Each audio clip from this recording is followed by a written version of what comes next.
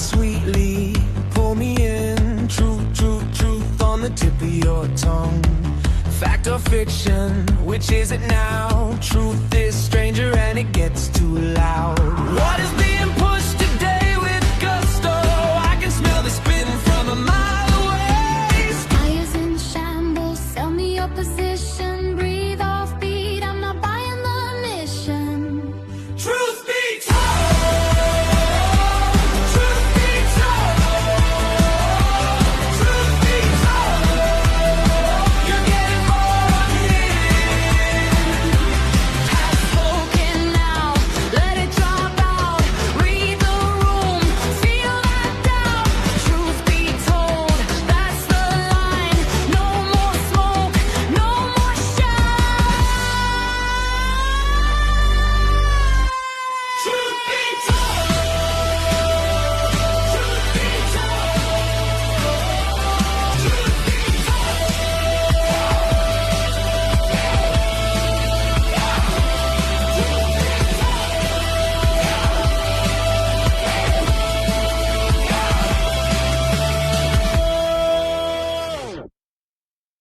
and the truth shall set you free. Well, hello, everyone, and welcome to yet another episode of Truth Be Told. How are you doing this evening, Platinum? Lovely. How are you? It seems that we have traded.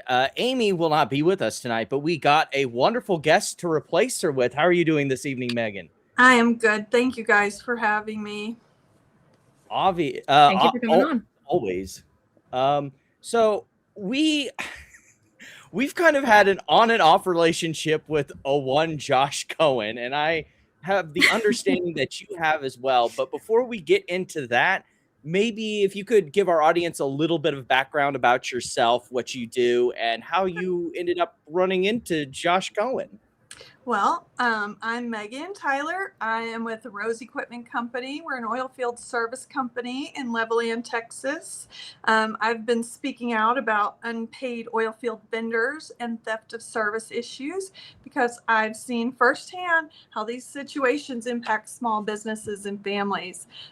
Rose Equipment is a small business. We've been around since 2003. We've dealt with theft of service, and I'm tired of it, and I'm ready for somebody to answer who's responsible for protecting small businesses. So that's about it. I do accounts receivable here and all the invoicing, and Yeah.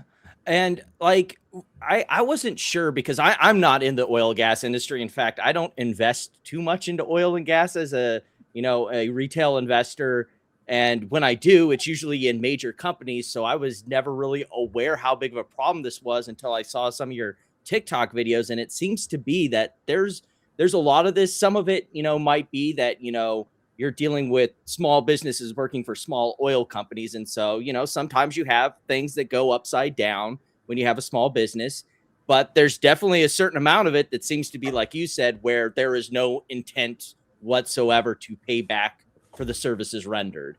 Right. There's always been theft of service, and that's not always criminal. What makes it criminal and not just a civil issue is intent. So if you order work and you really don't have intent to pay, that's criminal. And you get to $200,000, and that's first-degree felony. Yeah, because of the dollar amount. It goes from misdemeanor to felony. Yes, and it's not hard to rack up $200,000 with especially in an industry like this. Yeah, for sure. Did you have a question, Platinum? Yeah. So could you, I don't know if you can, but could you go over like what exactly you guys did for AZRH? Yeah, we did some completion work. The wells, they're older wells, and we were just out there doing some completion work. So just getting everything cleaned up, back working order, and ready to go, so that they could sell oil and they could make money. We could make money. We thought it was a great working relationship where we could, build something, because that's what we were sold, is like, we have all these wells. We'd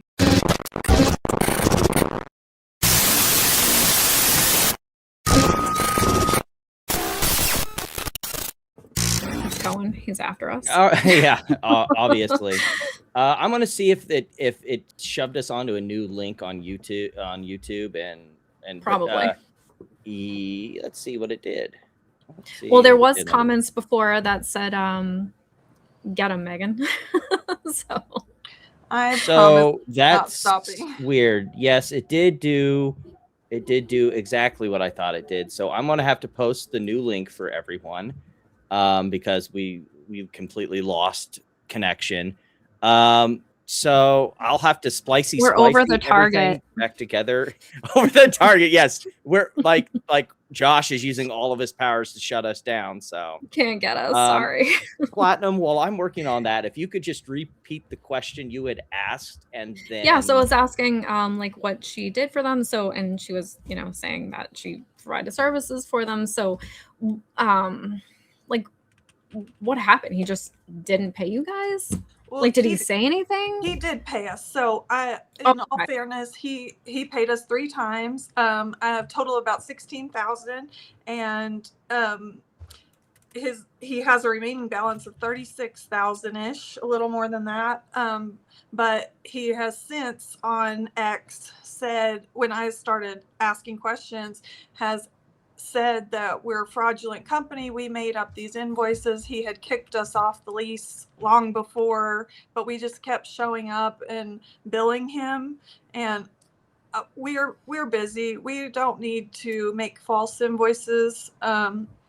So that's just not how things work. And he also has said that about multiple other people that were on the same lease, doing work. So it's just not how things work out here. Yeah. Okay. So well, it seems like he's not going to pay you the rest of what he owes. No, clearly, he's not. We would get tied up in litigation, and other people are tied up in litigation, and it's just not worth it to pay a retainer on. I mean, I would love for us to get paid, because nobody should get work for free. I mean, we did the work out there, but those wells aren't producing now, from what I understand. Right. I haven't seen it firsthand, but yeah, there's nothing there, and we're never going to see a dime of any of that. Yeah. He had made a post saying that he had paid you the 30,000. Have you ever actually received that or anything like that? We were paid about 16,000. It was 3 wire transfers for about 16,000. And so he still owes another 30,000 on top of that. Yeah, 36-ish. Okay. So another accusation that he was throwing around on X was that you overcharged him or overbilled him for services. Maybe. Yeah. I know every company has their own ways of accounting things. You don't need to go into like specifics, but like how exactly does like the billing work? And like it doesn't seem likely that overcharging for services would be something that's well, the prices were agreed upon before we started working, and we bill weekly, and I emailed him and his engineer weekly. I have emails where he replied back and said received, and not one time did he say, wait, that's not the agreed upon price that we were at. And that does happen. We're all human. I do invoices all day long, and I can mess up. I can overbill, and you know what? Company men come back and say, hey, wait, you billed me for 1 extra day. You billed me the wrong agreed upon price. It happens. Never once did we hear a discrepancy until we were $36,000 in and crickets. Yeah. Now, I haven't been able to keep up too much of this because Josh is one in a laundry list of other scam codes that we follow. Some of them also in the oil and gas industry that we'll get to tonight. But some of them that have gone bankrupt. Well, half of it, what used to be them went bankrupt. I mean, even him, isn't he restructuring at this point? Yes. Thank you for that. Yeah, exactly. I have a slide. Oh wait, we crashed, so I don't have that slide prepared. One second. Oh, no. There we go. Amazing. So he's changed the name of the company to Texas United Oil Corporation at our last as we last known. So this would be like what? Name change number 3 in a year? 2 years? 2. Yeah, to change the ticker name completely is 2 years, I guess. Yeah. But you also had mentioned, I believed beforehand on the show, that you're not the only one, and we know a few of the ones because he's currently in pending litigation with those. The original one that we've had guests on, where he bought a company that had debts that it owed, and he's now trying to say, actually, we don't have to pay those for magical reasons. We bought the company, we bought the assets and the liabilities, but actually we don't want the liabilities, guys. Yeah. Sorry. That's not how any of this works. Yeah. And so was that one of them, or is there more in addition to that, where there are people that are coming to you saying, Well, he also owes me money and me money? And there's kind of 2 parts to this. Let me break it down. The stuff in Cochran County that we worked on, that I don't believe any of that I know of, and that I have spoken to people. That's not old from my understanding, and I've gathered up about $1 million in Cochran County. So I took it to TikTok and started making videos, and I really wasn't going to say his name because I don't know why I wasn't, but once I did, I knew that there was no going back, because people were messaging me constantly and saying that they too have theft of service. And so I think some of that might be old vision stuff, but some of it is definitely current, because I had a lady reach out just last week, the end of last week, and tell me that she had, I think it was water trucks they had hauled the day before, and she's owed $200,000. I had a guy reach out this week, and he's owed another $200,000, and he had rigs out there pulling units just the day before. So just crazy. From what I've gathered on TikTok, is about another $1 million. That's like, when you're talking about small companies, like not just AZRH, but companies like yours, companies like some of these oil field service companies, that's a lot of money. Like that, this isn't like some, big operation, everything like that. Being out $1 million is quite a significant amount of capital. It is. And I've talked to a man, he's owed on the Cochran County properties, he's owed $560,000. And I had to be the one to tell him, you're probably not going to get paid. And I cried on the phone with him, because he's just a sweet man trying to make a living, and he's being taken advantage of, and nobody's fighting for him, Oh my God. That's I know. awful. I know. But we're resilient in West Texas, and we find a way to survive. We don't have a choice out here, Right. We do, and we're all going to be okay. But there will be people that lose their companies over Josh Cohen, which is really sad, because that's kind of one of the bigger industries in Texas, big and small size companies, and that harms not just the company, the people who are employed there. In some cases, depending on the size of the company, the community itself. Well, that's exactly right. Do you know who's supporting Little League baseball teams is small oil companies, small service companies. It's endless how far that reach can be. Yeah.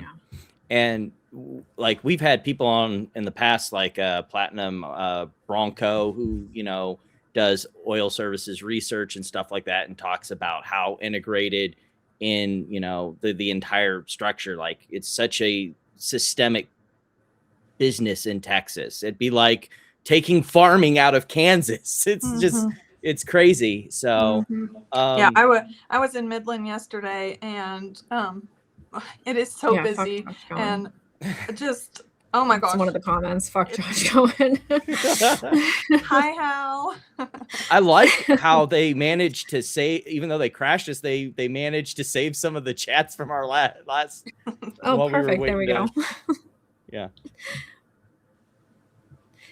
So Yeah, but even with you- experts that we follow, like Mm-hmm. from what we've heard from like even Tom Slocum, he said that when they leave their wells like that, like the taxpayers have to pay to Yeah. shut in the wells or whatever it is. Well, I don't know. I think that's a big part of what got a lot of the people on X involved in this Josh Cohen stuff is they're landmen. They know how to look up these records and see who's buying Mhm. these wells, and they know that there are liabilities. They can read reports and see this, you know. And what Josh is doing is, I mean, he's harming West Texas by one, not paying vendors, and two, the taxpayers, because we're going to end up having to pay for all these shut-in wells. Yeah.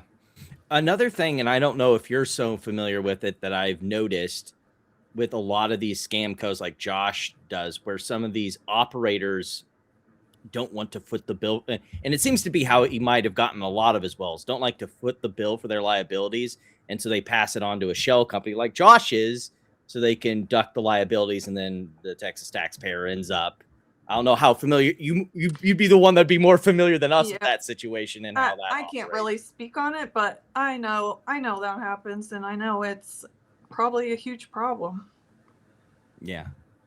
I'm trying to think if there's like say anything else here, because was there anything else that you could think of with the situation with Josh where you things that you'd heard, things that you'd I know we had talked about. Oh yeah, here, let me pull up the, I accidentally closed the, is this the right one? I think it's the right one. I think you mentioned you had a little bit of insight on this one where Josh got jumped at a gas station, made a video. I think it's here attached. Hey, there it what's is. up, guys? Yes, it is. So there's this rumor going around that I got beat up today. Do I look like I got beat up? Kind of. No bruises, huh? Yeah. Took my shirt off just so everybody could see. I mean, some bruises take a little while to show up, but you know, we do have a police report that came along with that. So Oh my God, something must have happened. Yeah, something did happen, and I don't blame Cody for doing it. I mean, violence isn't the answer, but Josh he pushed his luck, and I will say Cody Jackson is owed way more money than $36,000, way more money, and his dad is owed money, and I think it just boiled over, and yeah. Cody's a great guy. He would not harm a fly, like honestly a nice guy, and to be pushed to that, it just speaks to how irritating Josh Cohen probably is to know. Right. I mean, we've only seen him on the internet, and he Yeah, seems like a guy that I've never met him, talked to him, anything, but one of the first interactions, he called me a stupid bitch, and that's about where my switch flipped, because you're not going to call me that. Well, that was the situation that we had with him at first, where basically we were asking him questions, and then he got basically like that, started, I guess, called me a druggie, I think it was, and stuff like that, which, I mean, I've been called worse things by meme stock losers, so, I mean, whatever, dude. You get some actually funny insults while you're at it. Right.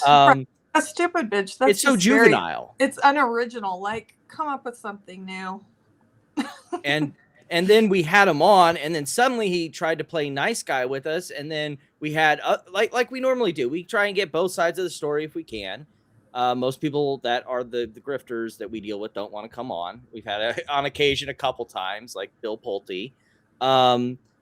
And you know, then he got ass hurt, and then he wanted to have his big debate moment, and that was what it exactly was. You can still watch it, where he just basically went cray for 2.5 hours, more or less. Oh. But like that just seems like his personality, where he's like he's your friend one moment, and then he's not when you're not doing what he needs you to do. So That's definitely the impression I've gotten as well. was there anything else that you wanted to ask Platinum, or? I mean, thanks for coming on. Like, I'm sorry Yeah. that you had to deal with that Thank whole you. entire Thank you. situation. The blessing from all of this is that I have met some incredible people. I have made friends that are going to be in my life forever. Yeah, like I don't call it a loss. I mean, it's a loss because of the company I work for. That's so unfortunate. But I am very fortunate that I have met some great people and made great connections and done some things Right. I never thought I would do. So I am thankful for that side of it. There's got to be a silver lining somewhere, and that's it. Hell yeah. I would agree with the same thing, because like there's all sorts of people that I now know that are in the oil gas industry that are really nice, really great people that I never would have met otherwise. So like you said, it's not been a loss. It's been really entertaining, if anything. Yeah. Most of us are just West Texas people trying to make a living, feed our families, keep the doors open here and take care of our employees. And when you have a theft of service, you're not stealing, you're not stealing. He's like literally just that scamming small from amount. all people like you. Yeah, like the whole people. And all of Levelland, we, like I said, we support the schools and the little league and the basketball teams and golf tournaments and all the things. And when we lose 36,000, that cuts into that stuff, Yeah. And so Josh had brought up trying to say that we were well known to be frauds and that we were frauded out of 1.2 million. And he kept saying a name of a company that is our customer, and they've been a great customer of ours. So I finally had to post like an accounting statement for that. And I just can't, you don't drag everybody else down with you. Like, don't defame my customer that's a good customer and we have a good working relationship, when that's not the fact. You don't know the facts.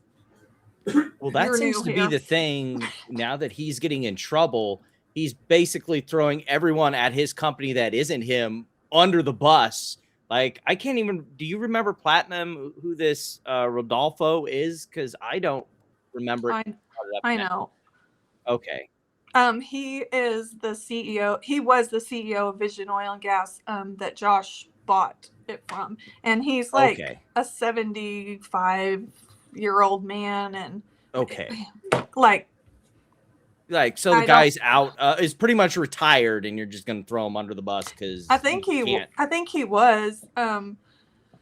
I don't know what is happening over there now. I can't speak to that, and I can't imagine that it's been a fun week for them at Vision Oil and Gas, because now they've got this crazy girl on TikTok running around saying don't work for Vision Oil and Gas.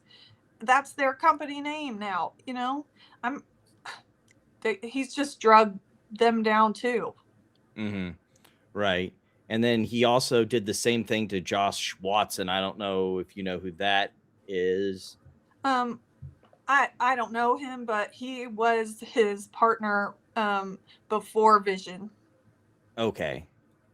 I believe. Gotcha. But he was still part of Oilfield Service AI, I believe. I don't know. It's very hard to keep up with all of the dynamics of that. And I think that's like, we've seen that with a lot of these companies that we've followed, where the whole idea is to be constantly rotating the news cycle, constantly changing things, so you can't keep up with what's going on. And then you get a new group of suckers in, hopefully, and move on from there.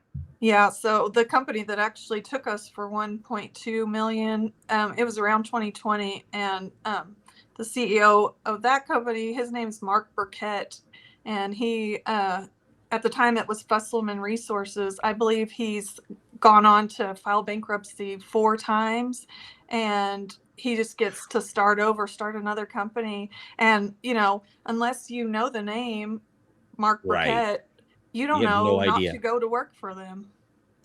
So I am working on an app that we're in development right now, where Mm-hmm. we'll be able to report this. Like companies can report people who aren't paying, and like it'll have to be vetted and all the things, but Right. there's nothing like that for oil and gas. So it could be really big for our industry if we can get it off the ground and going. I'm very excited about it. Oh, what It is the app reminds called? me of- Go I ahead. don't. Plug it. It's Oh, yeah. very new. I don't want to plug it. Okay, because it's that is a not- good idea I though. know. Like where you could actually like rate them and stuff like that. Yes, Like because, that's a great you know, idea. in oil and gas, our only recourse really is to file a lien. And if they're not producing, or if they have other huge other liens out there, you just are at the bottom of that list. And we have filed liens in the past against several companies. Mechanics and liens, basically. they have never paid off for us. And Right. why is that the only recourse for us? You know, no other industry would just say, "Oh, sorry, file a lien and maybe you'll get paid." Right. Right. That sort of app would be really cool. Not just for people in your industry, but like if it is a public company, because like the same sort of thing happens on the OTC where you've got all these companies that you don't know who's operating it. I mean, most retail investors shouldn't be in the OTC anyway. There's a reason why your brokerage like makes you sign off a waiver if you get into that. But like if you run into someone like a Josh Cohen, you can use that resource too, so long as you're aware of it. It kind of reminds me of who's the one platinum that does the Bear Cave Substack, who did the app that basically informs people of all Jack these like Dorsey. shit. Yes, who does all of those. He has an app where people can report who these scam companies that are The getting China scam promoted. codes, yeah. Yes, for pump and dumps. So Yeah. that way Mhm. people can be On informed, Telegram. hey, stay away from this company because it's basically a promotion and they're going to rug you. And yeah, and sometimes in this Oh, sorry. time, I mean, why can't we say their name? I mean, they don't Mhm. care who they're trampling on the way up, you know? Yeah, and as we've noticed, like the SEC is really bad about doing this sort of thing. Or in oil and gas, I don't know if there's something equivalent, but like where like it seems very much that a lot of times the agencies that are supposed to be out there protecting people don't notice, can't be bothered, don't have the resources, or when they do show up are very slow and Mhm. cumbersome to arriving. And in this like fast moving world where the internet, you instantly have information. If the scammers can go around sending out this information at lightning speed, then there needs to be a response on the other end to be able to keep people from getting harmed. Yeah, I mean, even if you wanted to report it to the sheriff, I mean, maybe you're in the middle of nowhere and you really don't know the county lines. You report it to one sheriff, and if their caseload's too big, they might not make it a priority to investigate it either. Like, Mhm. whose job is it to protect us? Who's dropping the Right. ball? That's my Yeah. question, and I would love for somebody to answer it.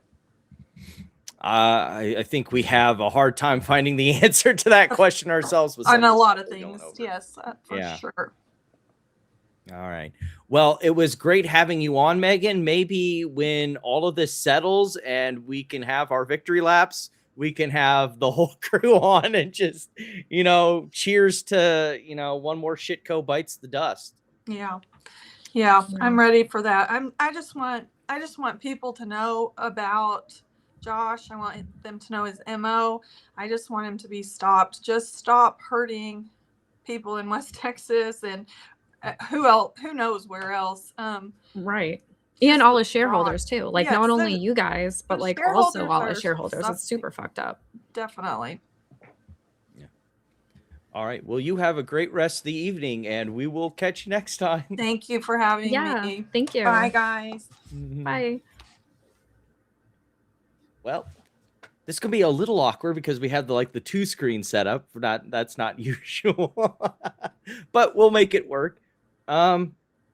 I just wanted to briefly, before we moved on, we did get an update in Josh Cohen's case. I think I'm going to have to switch this since it's 2. Yeah, because it makes Speaking of Josh we'll Cohen. do that. We do have an update in his lawsuit. That looks really weird. Is there a way that I can? I suppose that works better. We'll go with that. Where last we left off, he had summary judgment filed against him. That was way back when. Oh boy, that was way back in April, and I think we had.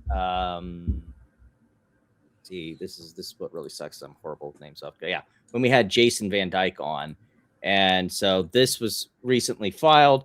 Then the 27th, so that would have been Wednesday. They basically filed a notice saying that, hey, he was supposed to timely file, as he was talking about when he was on the live stream. Let's hey, he was supposed to timely file. Where's his filing? Can we just proceed on to, default judgment and give us default judgment against Cohen? And then Josh's lawyer has shown up and basically said, hey, you guys haven't done judgment yet, so can you let us put in our response to the summary judgment? Even though we didn't timely file, there was no prejudice to any of the plaintiffs, so we can still do that, right, guys? So they're basically asking the court for them to be able to file their response to the summary judgment and all of that. So we'll keep you informed as that goes along. That's we can skip for now. Well, actually, it seems that also Delaware Sandman has also kind of done a chart of the historical accumulation, which basically shows that the production is kind of flatlined and then suddenly it spiked. Now, we've talked before about Josh's, when we've had good Josh on Oil Mutt talking about the severed oil issue, which he tried to question him on during that big debate live stream that we did. And I think that's what Delaware is trying to get at here. It's like, even, judging by the estimated production here, this is like way out here. So like, where is he getting all this extra production from? I don't know. It's really weird. But basically that's all for Josh right now. I also wanted to kind of go in on something that was kind of roughly connected with Josh before we got into meme stock stuff. Hey, Platinum, have you been keeping up with this Brent Franklin stuff that's been going on? I mean, kind of, but not really. Like, right. It's like some related party or something, right?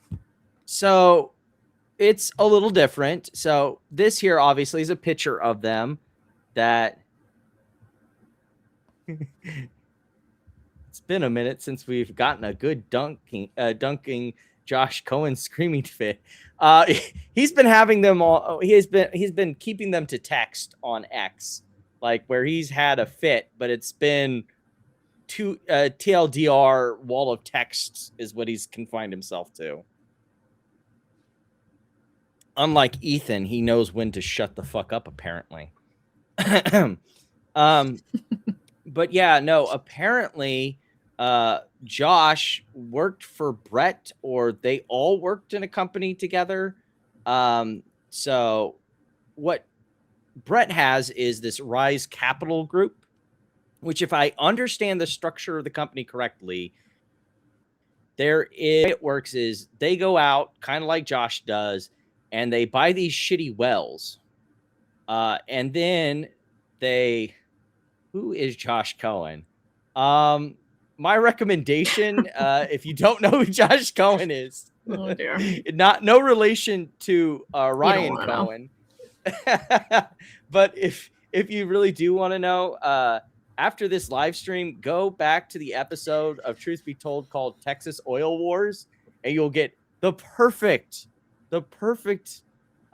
introduction to Josh Cohen and exactly who and what he is. It's crazy. So basically, he has this company that goes out and buys these wells, and then they market it as an investment to accredited investors that they could buy into investing into the well for them to buy and then take some of the revenue streams out of the well. So basically, Brent is kind of doing the Josh Cohen thing, but instead of being an OTC shitco, he's just trying to leech off of rich people. Kind of the same MO though. Pretty much doing the same thing.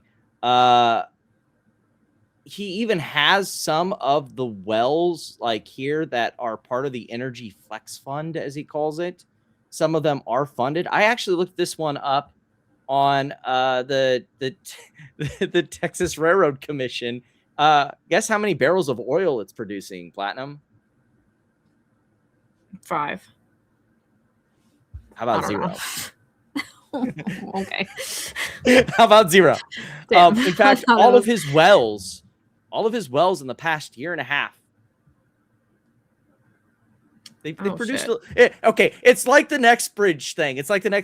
A little bit of gas, a lot of water, no oil. Well, he told me that it wasn't updated yet when I checked the Railroad Commission last time, and there was 0. He said it just wasn't updated yet.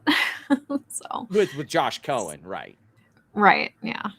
Yeah. I checked with Brett. Like Brett's wells ain't doing shit, which is what really makes this kind of funny. Had you gotten the chance to watch this interview from Tommy G? I haven't watched the whole thing. I kind of skimmed over it. But there's a lot of funny bits in here. He basically at the end here shows him their entire oil operation and sticks his hand in there, gets the oil out. All right, and this right here is our secondary tank, and as you can see, she's full of black gold. How much will you make? I don't know. That didn't look like black gold. That looked like a lot of water in there. Just by the by here, Platinum. Like, we're let me see if we can full screen that there. Like, see the oil in there? So we do what's called strapping. We take this strap right here, we drop it down into the well, and it tells tank batteries.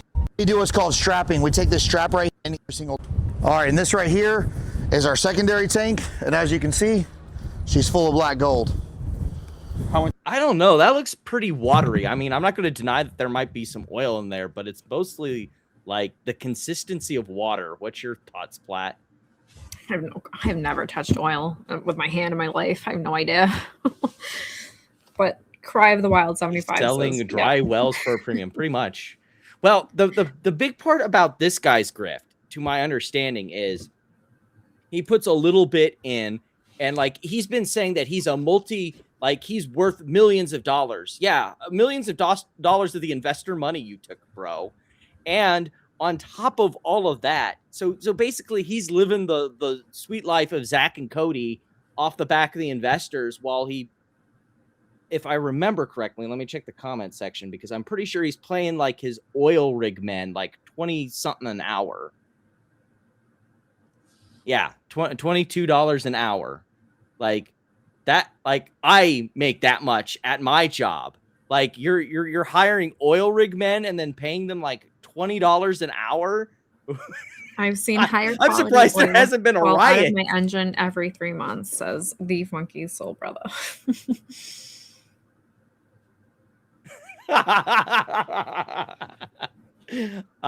Yeah, I would say that's pretty accurate.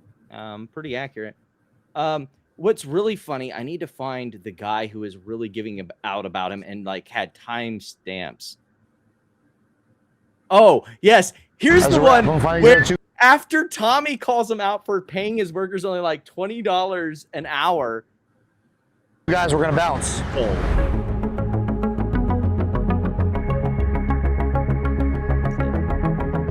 Oh, was that right after? Okay, he showed up worker here. I think that's really important to the blood. So after he gets called out about this, 6 guys, $6,000. Take care of our hands.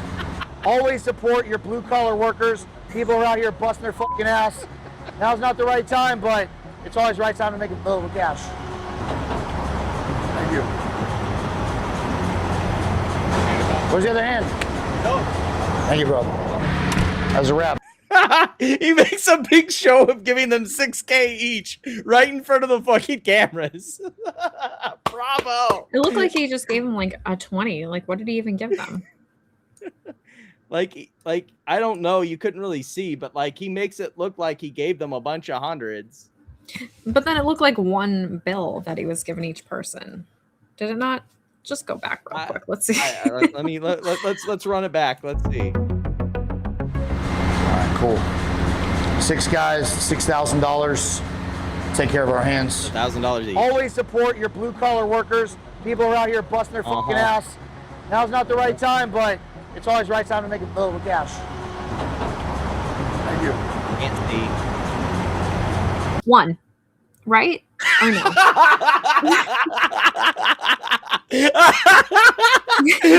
Yes, they were pointing that out. Like, look, you need to go to this video and look at the comments. Everyone is fucking roasting him in the comments. It's beautiful. That is a perfect. Like the look on their faces, like, bro. Like again, It's like Platinum, this is one. Bro. Like Platinum. You remember when you said that I have the best pause trigger finger? You do have the look best on this pause. guy's face. Amazing. It's perfect. And even the background He's dude is like, like, bro. you fucking serious? He's like, really, for the camera? They get paid around and do jack, and eventually he's selling up wells and shows investors the gear left behind, and there's no oil. Pretty much. And this guy's over the bullshit. I mean, I would be too. Like, there's one clip of this. I need to find the guy who was basically like had timestamps and was giving out about this guy's horseshit. Where is it? Did it get deleted? That would be really a bitch move if it got deleted. But he was like, at the beginning of the video, they no shit. He was no shit trying to say that there were cartel roadblocks and that they had to sneak past the cartel to get to the well site. Let me see if I can find this, because it is the most, like, I was hoping the timestamp would be there, but apparently that comment either got buried or deleted. So let me see if we can find that segment.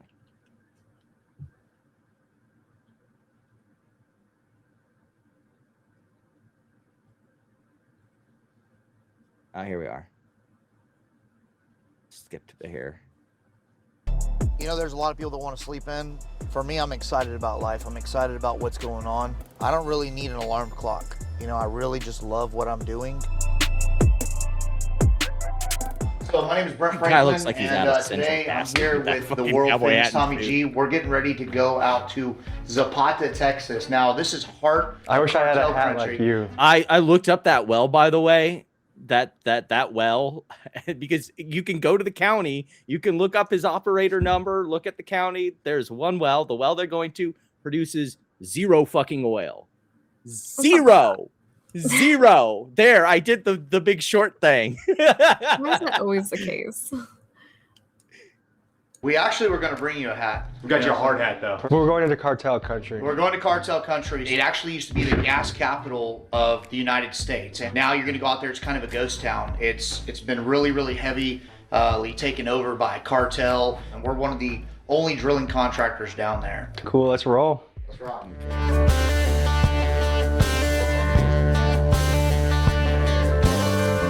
Oh yeah, they get off the plane. It's going to be about an hour and 20 minutes Pilot getting down there. hands There's them another bullets. storm coming through, just coming up above the border. All right, perfect. One thing that's super important about the oil field in Texas, a lot of people see oil money and they see the PJs and the private planes. It is so crucial to have an airplane if you're in the oil and gas business in Texas. A plane like this is one about that you $2 don't million buy. bucks. It's a plane that's absolutely necessary, so that's why we got 3 of them. We'll see you guys on the ground. So we're just gonna put some bullets in, going to Zapata, Texas. So it's about an hour up the road. Check this out. Okay. Gotta get some extra rounds from the pilot. So we're just gonna put some bullets and swap over some hollow Stay points, strapped. just in case, because we're in Laredo. Do people get kidnapped and All the time. Yeah. All the time. Yeah, no one's Stay kidnapping this strapped in redhead. South Texas. Straight out of Costco, am I right? Yeah, that's right. Oh my goodness.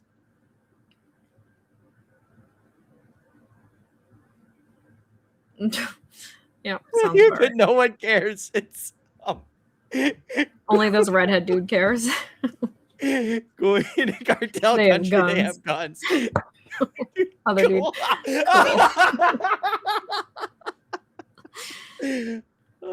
But like, I'm glad that we have someone who can give us a reference here.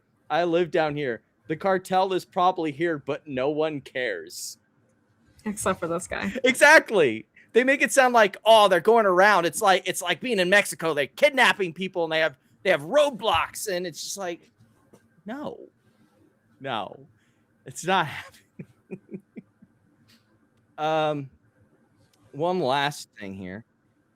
He also got on his high horse on a podcast and talked about some of the that we're going to go over real quickly, because just like Josh Cohen, this guy has a laundry list of lawsuits following him wherever he goes. Are they related? They kind of look alike, honestly. They kind of look the same, don't they? Yeah. Got the same kind of, well, I don't It's like know. the same Josh, build, like the same redhead-ish look, the same like yeah. psychotic vibe. Well, what's really funny is he looked very babyface back when. See, the other thing that's really funny about his scam is they both You guys claim asked- to have started in This the is what I housing mean. business. Like the weirdo psychotic vibe, like the Like, yeah, like this real is him. estate used car salesman type thing. Yeah. Like, dude, wear a fucking tie. And why are you in jeans with a jacket? Stop it. You're not 25. Well, to be fair, his story is that he dropped out of high school in 9th grade. Bull fucking shit. And just suddenly became super. He was smarter than everyone else, and he figured out this house flipping game. Like, just.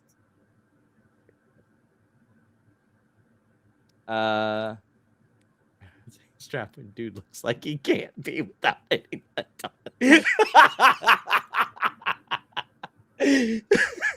Cover your drinks, ladies. Legit. But no, this is the like you like. Also, I couldn't find these on YouTube, but apparently he also was doing the classic grifter thing of selling courses on how to flip houses like the pros. So like, this guy has gone through every shitty YouTube grift you could possibly fucking do. It's amazing. It's like there's a playbook somewhere, and they all just same beats, same everything. Does he have penny stock or no? No, he does not have a penny stock. He just steals from rich people. Okay. Slightly different game plan.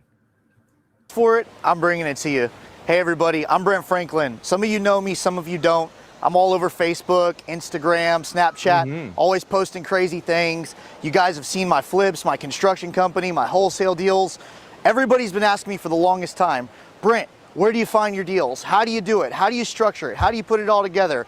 Well, you know, I get asked these questions probably 100 times a day on Facebook, and I try to message people, but everybody seems to get upset whenever I can't get to everybody. Now I'm getting to you. I've set up a special event July 24th, 2018, right here in Houston, Texas. And what I'm gonna do is I'm gonna pull back the curtain on my business. This is not another BS seminar. This isn't, we're gonna come in here and promise you the dream. We're not. They always say that though. This is not a BS seminar like the rest of them. I am legit helping you. But yeah, so much like Josh, he was apparently in housing before this. You know, trust me, bro. And now he's doing the oil and gas thing.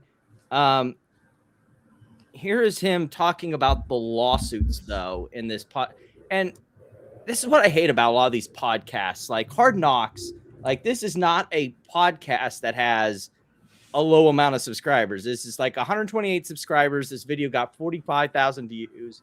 The other one, where he's literally going around with with Tommy G. Tommy G has 3.5 million subscribers, and the video has 1.7 million views. Okay, this is a guy who's really working the hustle here, trying to get out there and spread his magical story. Oil and gas. You breach that lease, your lease gets terminated. Hey man, come pick up your oil well. Let's go out there and pick up that gas well today. Load that thing up in a U-Haul. How are you going to get rid of that? You can't, but guess what? Somebody is on record and they have to plug that well. Remember, you got a P5, you got a property manager. There's compliance with the state that well has to be plugged once it quits producing. So what do you think happens when all these leases lapse and those oil wells are out there? They're just sitting there. Those are free for the taking. You reach out to those mineral owners. Doesn't mean that the well was bad. They might have borrowed too much money on it. They might have went. Yeah. As you can see here, same game plan as Josh. We're going to go out to these plugged and abandoned wells, and we're going to magically strike gold. Bankrupt. They might have spent too much money on it. An oil and gas well will tear your ass up quicker than anything else out there. It's like getting in a pond full of gators and strap a chicken to your neck. Swim. Yep. I mean, it's literally that bad. So let's get back to the first well. When did you start to turn that into like a profitable business? Yeah. So I bought into that well, and the operator was essentially stealing the money, and he was just charging a bunch of fees to me where I wasn't getting any cash flow. And I was seeing the statements, and I was waiting. He's like, "Oh, we're reinvesting." Fed me a bunch of bullshit like most people do, and I was so hooked on just seeing the statement. I was like, "Okay, whatever." Well, we ended up going and doing some work on the well. He's like, "Hey, if we just clean out this pipe, it'll fix it." And it ended up messing up the well. And it was like, "Oh, I guarantee it won't." I'm actually suing that guy right now. I don't know if anybody ever Googled it or not, but Are there so many rich people that don't understand anything, but I'm broke? It's unfair. I mean, that's the thing though, is like a lot Nepo of rich babies. people. Nepo babies, yeah, like Bill Pulte. Or like, I like to give the example that when I worked at IT for the University of Arkansas, you would go in and to these professors who are, they have a master's degree. They are the top of the game in their designated field, and they can't get their teacher station to work. And you go in there and it's like, oh, well, some doofy powered down your, computer, or there's this switch that some idiot turned off, or, try resetting the computer. And I had one, literally all I did was reach down, I turned on the PC, and the teacher made the class stand up and give me a round of applause. Like, to certain people, they may be the smartest people in their industry, but you go and take them outside of their little comfort zone, and where they don't know anything. Yeah, you could probably hustle these people. That's the way I imagine it with some people. Like, they're just looking for a place to put their money and investment, and if you sell them a pitch, you will get their money. That's how these hucksters operate. So, yeah. So Josh's first lawsuit that he's mentioning here is one where he actually ended up settling. There were cross claims and all sorts of stuff. So he is right. He did settle for see, this is the other big thing. He can get on this podcast and say, "Oh, we settled, I obviously won," but we won't ever know, because unless it's a class action, like the settlement isn't public. He can say whatever fucking bullshit he wants to. And as far as we know, he's telling the truth. But I have a feeling when there's cross claims and contested issues between the parties, it ain't how he's selling it. Let's just put it that way. And also the clean out part of that, he got sued by this company, Key Energy Services, for $250,000 that he didn't pay. And what's really funny about this one is that if this is the right one, yeah, where he basically ended up owing big time on that one. He skipped town on discovery. When they asked for discovery, they went for motion to compel. Order was granted to compel, and they basically went and got summary judgment against him. So he now owes court and legal fees plus interest, post and pre-judgment probably, and also the total amount of the judgment for $250,000. Oopsies. There was one case from prior to this where that went up to where they basically had a trial, and he lost at the trial, and they tried to appeal where he basically decided that, oh, I just, we'll schedule a deposition, and, then he just doesn't show up for the deposition and then wonders why he doesn't get to be a witness. Well, you skipped town on deposition, my dude. What would you fucking think was going to happen? Hang out with the family. He only knew their business and was clueless as outside. Yeah. Yep. 100%.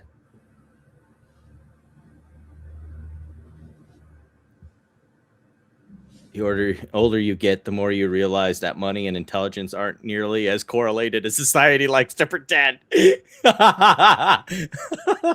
Thank you, Vinegar. You are correct. Sometimes it's just, dumb luck. Words of Wisdom by Vinegar Donut. But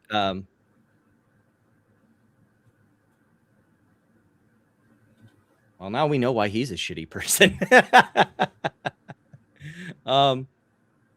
But these guys are just not good people. Well, that's the thing is like that's what I hate about all these. Like so fucked up. What is it with all these popular well, I guess podcasts? it's not even really their communities.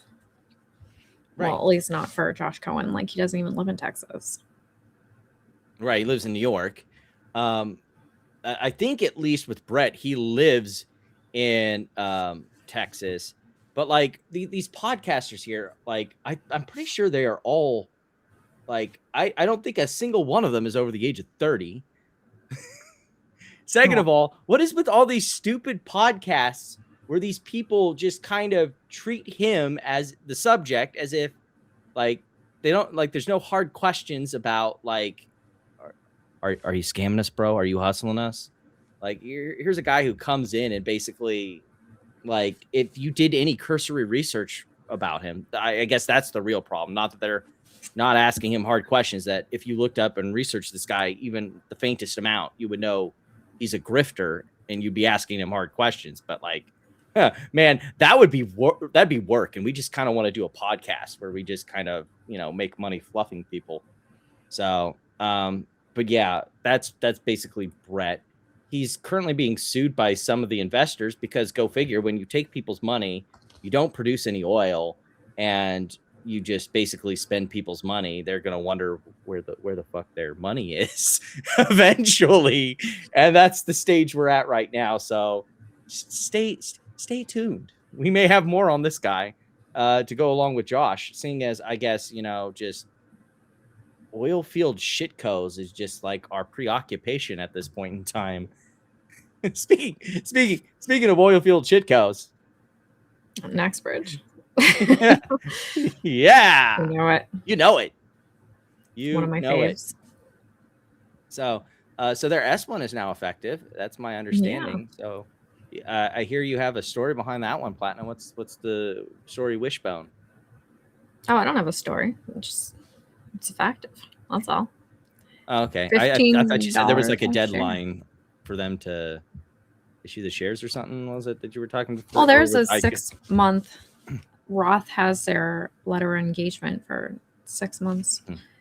So, but also by August 20th is when they will owe, well, the preferred shares. If they don't buy them back, they're going to owe 18% dividends on those guys.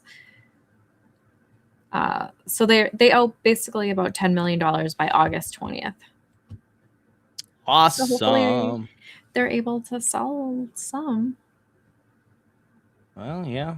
At $15, I wonder how many people are going to be buying those. I'm gonna guess along the lines of. It's going to be hard to really guess, right? Because, I mean, from just a numbers standpoint, right? Like, just based on the numbers, it makes absolutely no sense for $15. So, I guess we'll see, right? Like, right. If I were Nextbridge, I would probably put out an 8K. If I was able to sell one share, I'd be like, fuck yeah. Right. But I don't need to do that. But if they don't do that, then I would expect on their 10Q to see any sort of sign that they were able to sell anything at $15 a share. Right. It's But yeah, people are it's celebrating. People are confused because they think that they still have the preferred shares, but nope, you guys don't have preferred shares anymore. There are preferred shareholders, but they they're were not exchanged for you common. guys. Well, no. They created new preferred shares last year. So 2 years ago, C-Plant lent them $2 million. And then 1 year ago, they had to borrow $6 million to pay C-Plant back his $2 million plus interest. Right. And then to sweeten that deal, they also gave 3 million preferred shares, which after having them for a year, which will be the August 20th, then they will start accruing 18% dividends. Ooh, how are they paying dividends? That's the thing. That's why, they put that What? there. If they're able to sell these shares, first it's going to go to debt, then it's going to go to buying these preferred shares back, these 3 million shares, so they don't have to pay that 18%. And then after that would go towards the business. So that's already 10 million gone right away. So yeah. You're rich and dumb, but not rich enough for a good player. Trust me, you much like rich people, if like there is a premium on good lawyers. Trust me on this one. I interact with lawyers on a daily basis. Most of them are good. Almost all of them are good people, but I'm just gonna say that there are also scumbags there too. Don't worry. But moving on to the next item on the next bridge list, we have the motion to quash, which was granted in part and denied in part. I'm gonna take a brief moment here and say that I was wrong about, I think. Yeah, we had a fun little disagreement on Twitter. Well, we're gonna pull up the chart in question, and it is you're going to see confusing how for easy sure. it is to fuck this up. And as you said, I wasn't the only one looking at this shitty fucking chart going, what the hell? So the way I read it and saw was total common stock sold.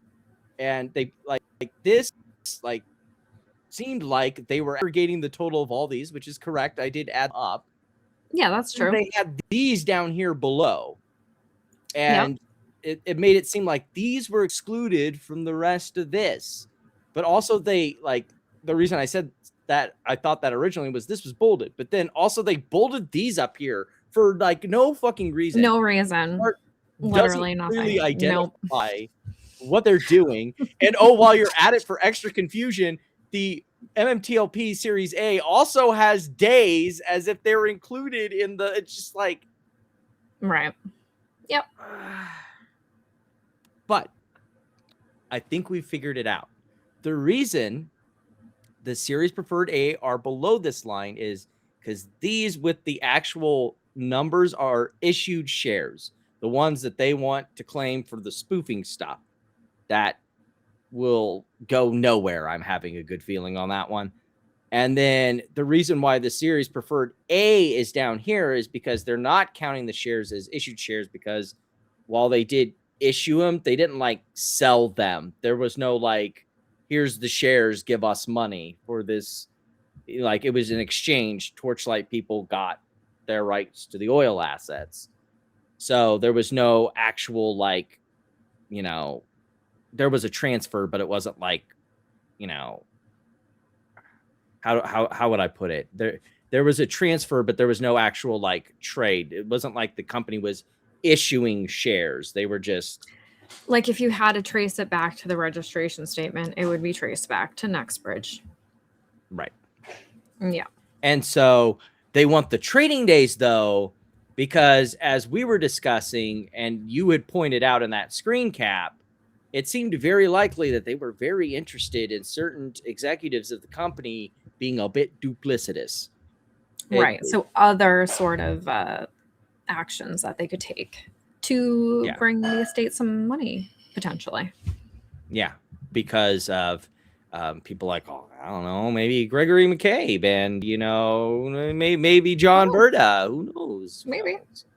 Maybe. that is pretty much that. On the roughly next bridge shaped thing here. Oh, hold on. Speaking of deadlines, though, also they have until August Mhm. 24th is their cutoff date, which will be 2 years from the date that they declared bankruptcy. So they have 2 years to get any of Figure that these lawsuits out. Which, I mean, TikTok, you guys, let's go. Yeah. Get on it. It's very soon. Snap, It's snap. The end. It's June almost, right? Like Monday's June, and you have until Right. August 24th. Whoo, 2 So, months. I hope Well, they can 2 months from the do 24th something. of June. So like a little under 3 months. Hope you get something together quickly. Right. I mean, supposedly they had meritorious claims in 2024. Mhm. And never What brought happened them. there. Yeah. Well, according to Wes in his transcripts from the bankruptcy, they actually didn't have meritorious claims. So I'm not even sure why they released that PR, honestly. It's kind of weird. Okay. So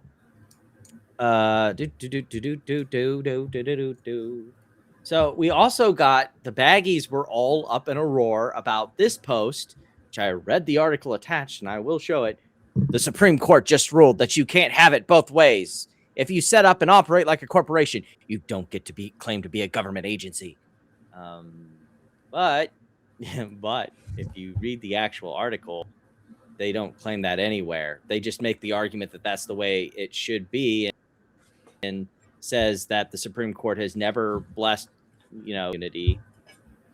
Which I'll take a citation needed on that one. But they say that they want to like push that, which I don't know how you possibly could, because the whole structure of that makes sense.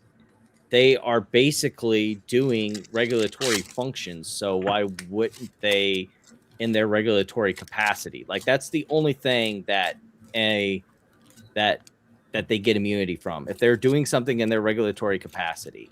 And even then, as we learned, like if they overstep their bounds, as far as to due process and things like that, then they can be stopped. So like I don't like, it just seems like people don't understand the law, and that's the problem. Yeah, like I feel like you kind of want it to be that way. Otherwise, because they're supposed to be the ones regulating brokers and stuff. And if it wasn't that way, then anytime they were to regulate a broker, they're just going to sue them and be like, blah, blah, blah. And then you don't want that. Yeah.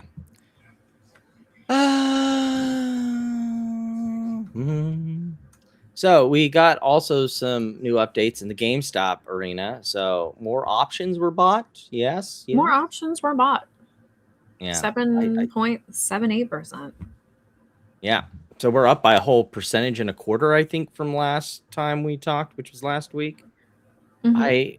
I don't know how this really changes anything, though, because as we talked about last still time, waiting for that proxy. Let's go. Still waiting for that proxy.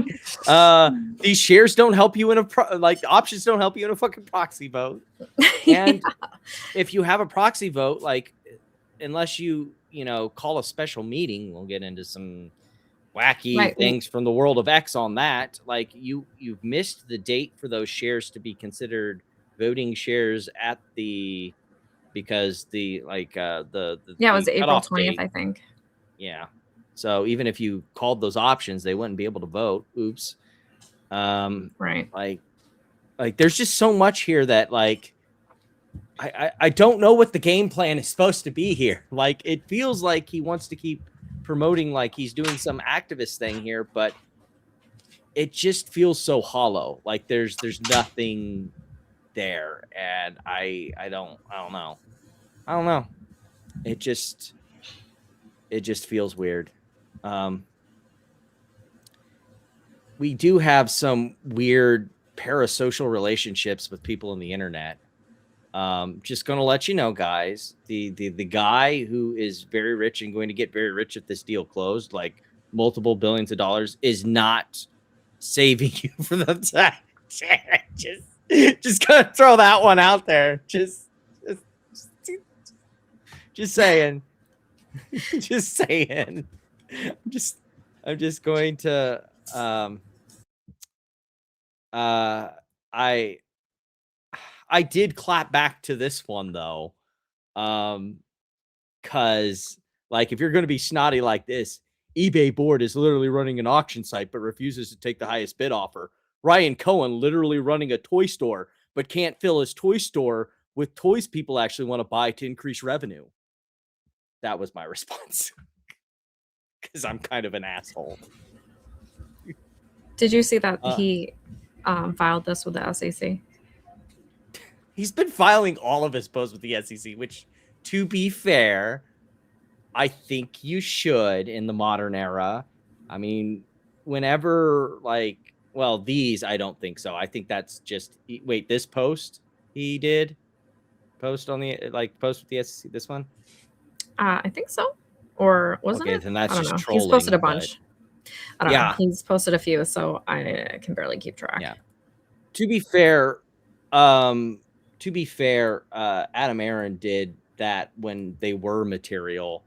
So like I think in the modern era, that's something that should be done. Because as for sure. It's just funny seeing that. Yeah. Now, I will say I've got some, we're not going to listen to the whole thing on all these videos, but I will say can't escape GameStop without talking about our favorite village idiots. Because there are some things that he brings up that legitimately, if you're an investor in GameStop and are listening to this prick, stop. For the love of God, fucking stop. He does not have the foggiest fucking clue about what he's talking about. I'll be here because one transaction, your ass is one transaction away from you'll never be able to speak to me again. Not about what I missed out on, what I didn't do, what I will do. I told you so. I am one transaction away. And it might be next week, it might be next month, it might be right fucking now, people. But GameStop is going to buy eBay. Ryan Cohen is going to hit $100 billion on an earnout, and you don't understand it. You don't get it because 10 fucking lawyers read it all, NDA included, and said, you know what? 100 billion. Easy work. What's next? It wasn't just 100 billion, it was EBITDA too at 10 billion. Why? Why? Do you guys understand the deal? He is so many levels of like this whole transaction going through is not just about making money in the stock market. It's not about an investment. It's nothing. It is his whole fucking identity now. It is such his identity that the idea that people are laughing at him hurts his ego so hard. Like, that's only the first minute. This goes on for 2 more minutes. I'm not going to subject you to that because I'm not a horrible person. But like, when you're that bought into your investment, I'm just, I don't even know. I don't, like, Platinum, are you ever like that bent out of shape about missing out on a transaction? Any of your stocks? Like, if the stock is underperforming, do you get on X and be like, oh my God, how dare you guys tell me that I made a bad trade? None of that. I don't think so. No. No. Yeah, I can't recall either. Making 200 million. They're not just making 400 million for the year. They're making billions. And I hated it because I heard Corey say it. He's just so ignorant to it all. But no fault. People don't grow up with this education. They don't want to learn it themselves. You don't get to say. Says a guy who almost failed senior year of high school. Okay, keep going. Who's he talking about? GameStop's business is maxed Corey, out. I have no idea who Corey is. I think it's some other YouTuber, but I'm not too sure. But Mr. Trashbag Man there, who's like, more power to him that he's trying to lose weight. But like, dude, was he doing like on a hike or something? Yeah. Like, okay, wearing a trash bag and all that, like, you can get yourself fucking killed. X amount of dollars. That's why they have to buy eBay so they become a bigger company. Like, everybody has this idea that GameStop has to get bigger, therefore they have to acquire something else. No, that's not the problem. That's not the truth. Here's the truth. Stop viewing GameStop as a damn video game store. Why? It is. What's the problem with it being a video game store? A profitable video gaming store that could expand its revenue and grow as a company by just being a better video game store. What's the problem with that? I don't get it. Like, why does it need to be anything more than what it is? Like, you Well, don't. they're doing hear people- collectibles too. That already is more than what it is, right? Like, Yeah, and you They've could use that definitely- collectibles market to draw more business to the trading card stuff that you already do sell. So, right, the like, collectibles, the trading cards are part of the collectibles, and that is what is really doing better than everything else right now. So I wouldn't say it's just like a video game store, but I guess that's what he thinks. which is weird because I mean, like you are also invested, and like you can. It seems like you know the company better than he does. So I don't know.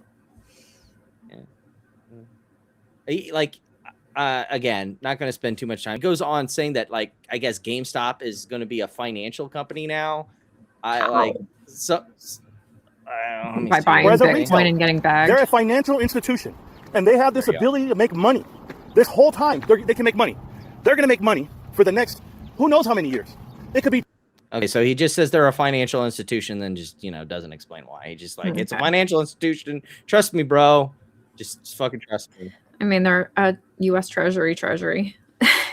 Oh yeah, because of the treasuries. Okay, yeah. And yeah. Bitcoin. I have value, treasuries in my brokerage account. Does that make me a financial institution? Right? That's right. You are. Congrats. I am a financial institution. Amazing. I'm doing great work here. One last thing about Morantz, because this is just too funny to pass out. God. So he got Chat GPT to make him a fucking flowchart. This is all sorts of amazing. Do you want to see what the pre-draft version of that was? I don't know. I guess. Can you read the text? Oh my god. We're so sorry, but the prompt may violate our content policies. Oh my god. Please create a flowchart that shows GameStop stock goes up in value the more eBay goes up in value. The rate of increase favors GameStop for every share of eBay stock they buy below 125. GameStop will own eBay, and eBay won't stop what's coming. Oh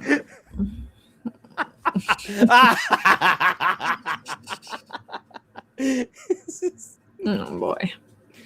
Oh man, it's so many levels of beautiful. I don't stop, Morantz. Don't stop giving us the best. Teddy bag.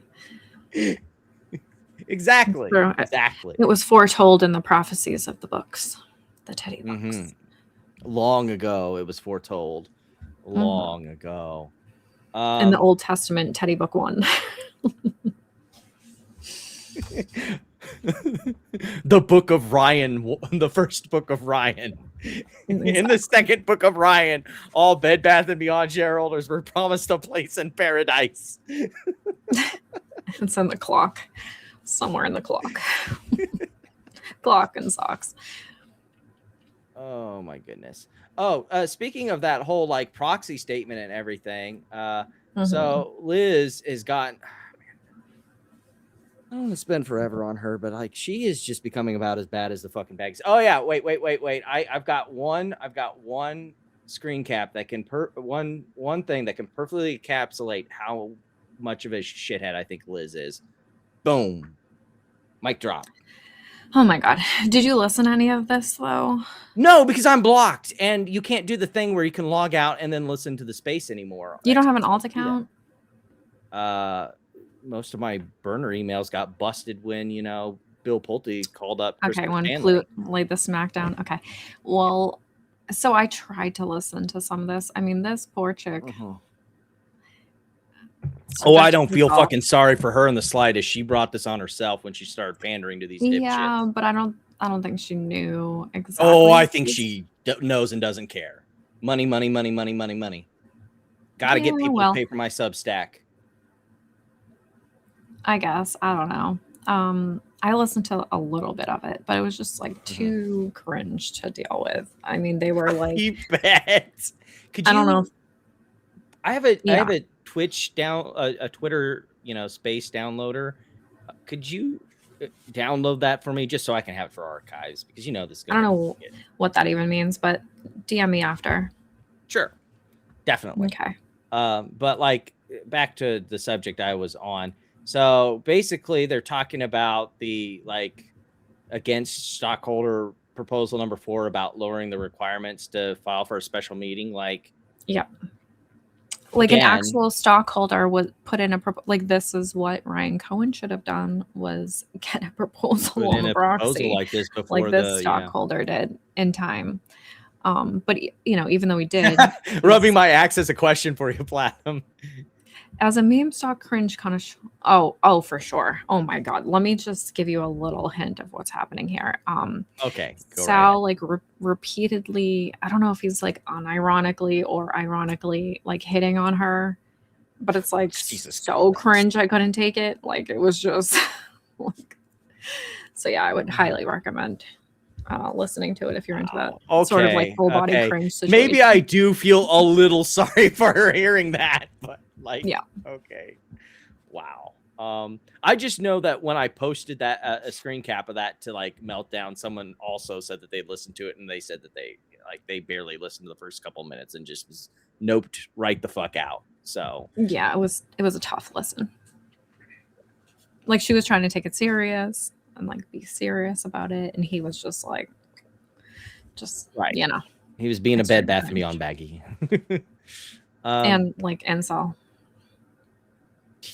Yeah. Which you would expect. Yeah. Proven facts. And to my understanding, a bunch of people saw that and like tried like posting replies like, do you know who you're getting involved with here? And she apparently liked those and still went ahead with the interview anyway. Maybe she's full of regret now, but who knows? I don't know. I don't know. But yeah, like we were talking about here, like voting against, you know, shareholder proposal number 4. Like I like the snide comment here, and I get it. Liz got banned from eBay and had to basically have someone from eBay notice that she got accidentally or whatever and got unbanned, and so she has a personal vendetta against eBay. But like, they don't need shareholders to like vote no against this. They have the institutionals to do that for them that own 91% of the company. Like, if they say no, it's probably not going to pass. I mean, this is what you always see too. Like, boards always say to vote against the stockholder proposals.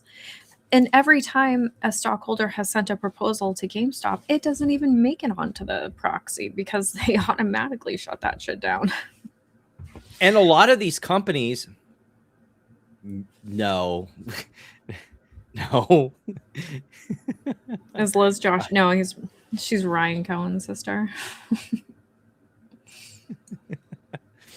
But like a lot of these companies have these like provisions where they put like a barrier into it. And in fact, I think part of this barrier is based around Delaware law. They put it there specifically because they don't want, you know, these hostile takeover situations where, you know, people come in and do exactly what Ryan Cohen is trying to do. This was a big problem during the 80s where you had basically these vulture capitalists come in, scoop up a company, gut it, take all the money out of it and kill it and move on to the next company. Like, it's what happened to Sears. You know, like there's reasons these provisions exist, not because, you know, Ryan Cohen, they are secretly afraid of Ryan Cohen, but like to protect the company and its investors. So yeah, I mean, if he had actually gotten a vote onto the proxy, they would have said to vote against whatever he was putting there too.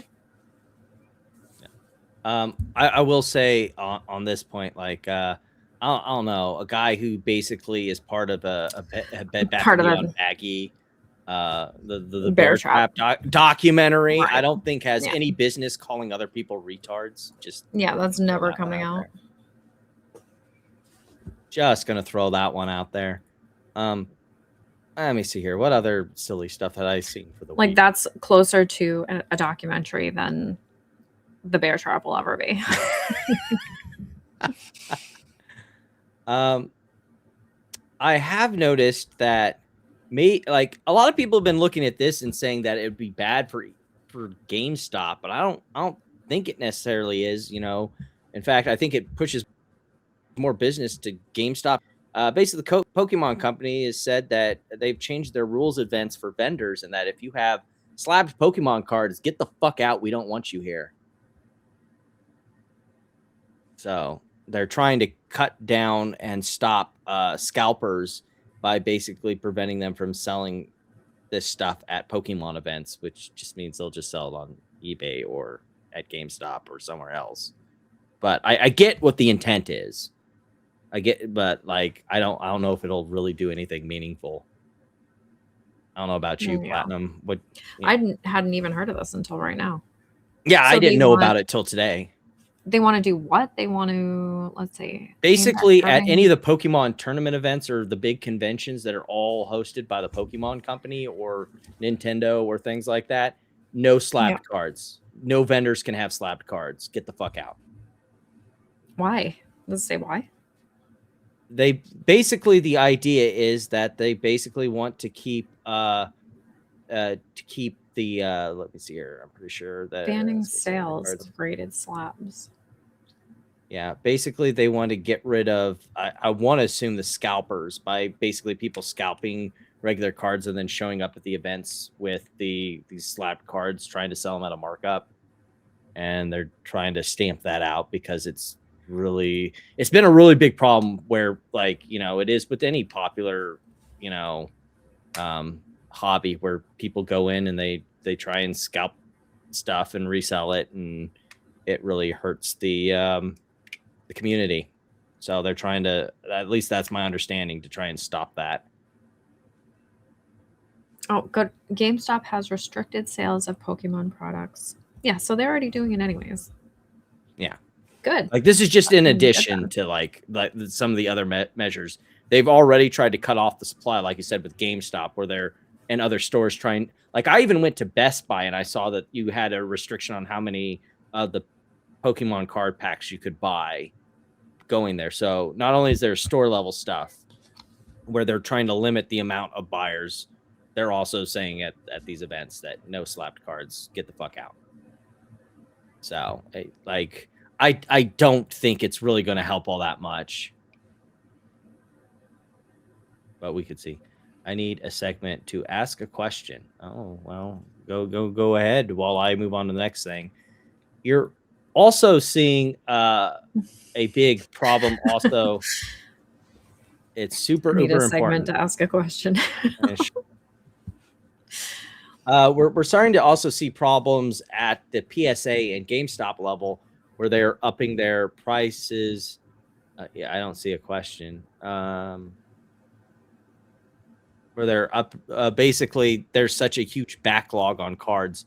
Like, I want to say I saw something like they have like several million card backlog to be Holy graded. shit. Yeah. Wow. Like, let me go take a look really quick here. That's crazy. Yeah. Where is it? Yeah, because basically they're saying it's a 140 to 160 day turnaround to get the cards graded. And that's why they're pushing up, you know, they're trying to cut off, you know, the demand by pushing up the, you know, the price. And that they have like a huge ass backlog that they're still trying to get through of cards because, like, Pokemon's so popular and they don't have enough people to grade the cards, I guess. So yeah, that's kind of the situation that's going on right now. I could have sworn I saw it. Where was it? But yeah.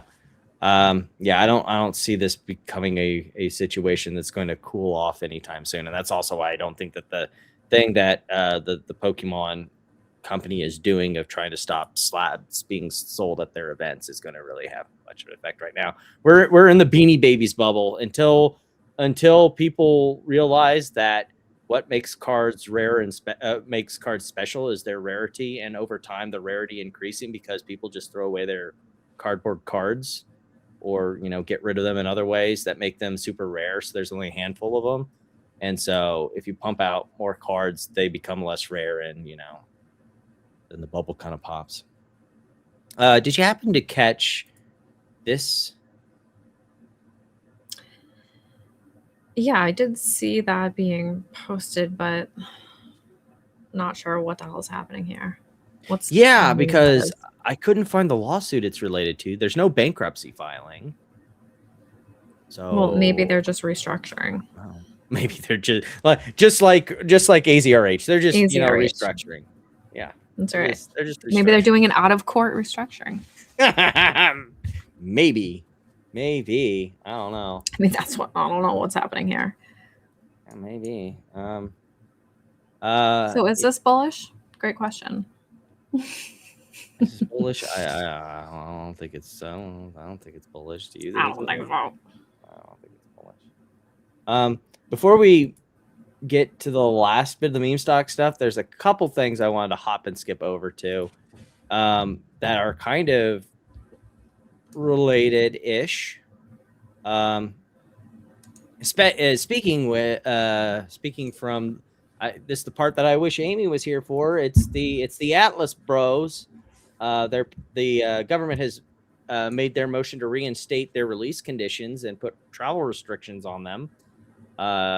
Chiefly, Edward, aka Zach Morris. Well, all of them.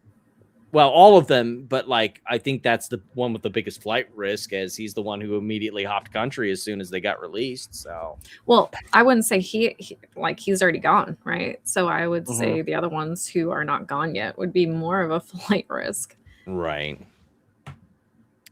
And they kind of give a pretty good list of all of the reasons. Like some of them are, one of them was from Israel, right? Or has family in Israel. Yeah, something like that. Some of them have lots of money that they could use to be able to, there we go, 15 million in a trust fund. Some of them might be their ill-gotten gains too.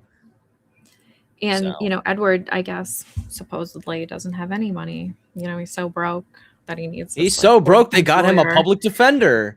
Exactly. Yeah. So that whole situation is getting and yet he was talking on a space the other day, like a Twitter space. I don't know about what, because I didn't listen, but I mean, okay. Yeah. Interesting. Maybe we should have mogged our way into there. I mean, we had an opportunity when he was in Ocelot space that got completely ruined. Yeah. Well, I'm sure he's not going anywhere. Did I miss is there a part of this that I missed? 17,000 what? Yeah. Please read my question. Okay. I don't see super. Where's your question? All right, try again. Post your question. I don't see it.